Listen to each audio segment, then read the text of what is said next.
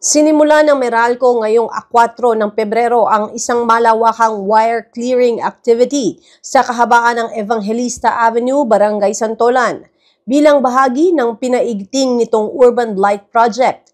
Ang proyektong ito ay isinasagawa sa pakikipag-ugnayan sa pamunuan ng barangay at lokal na pamahalaan ng Pasig. Layo ng naturang gawain na mapabuti ang kaligtasan ng publiko, maiwasan ng sunog at aksidente dulot ng mga nakalaylay at sapin-saping kable. Bukod dito, bahagi rin ito ang mas malawakang hakbang upang mas organisado at kaaya-aya ang kapaligiran sa lungsod.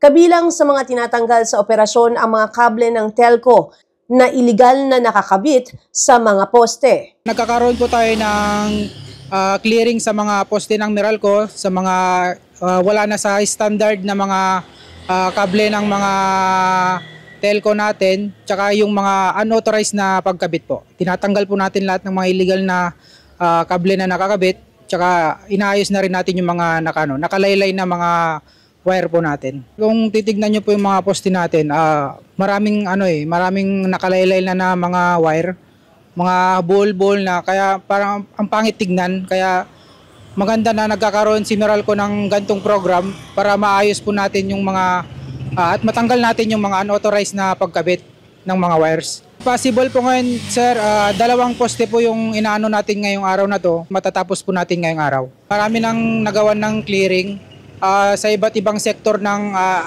ng mga Meralco. Meron din po tayo sa Manila. Sa iba't ibang sektor, meron po, marami na po.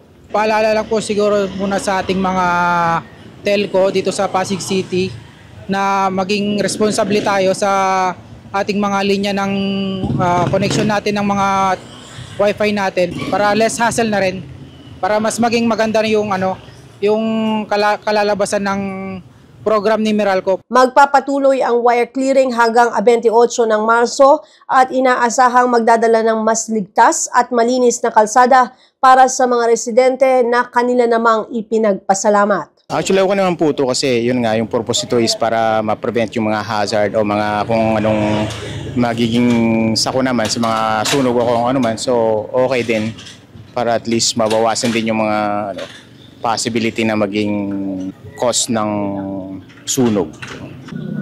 Sa nakikita ko, kailangan talaga akong gawin. So, ayun, papatuloy lang, nalinisin yung mga warings na nakasabit sa natin, sa mga poste kasi marami din yung mga hindi na nagagamit kaya kailangan lang din talagang tanggalin.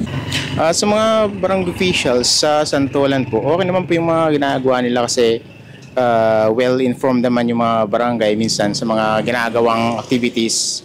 So sa Meralco naman po, ipagpatuloy lang yung mga magagandang gawain, like yung mga ganitong operation na para ma-prevent yung mga sunog.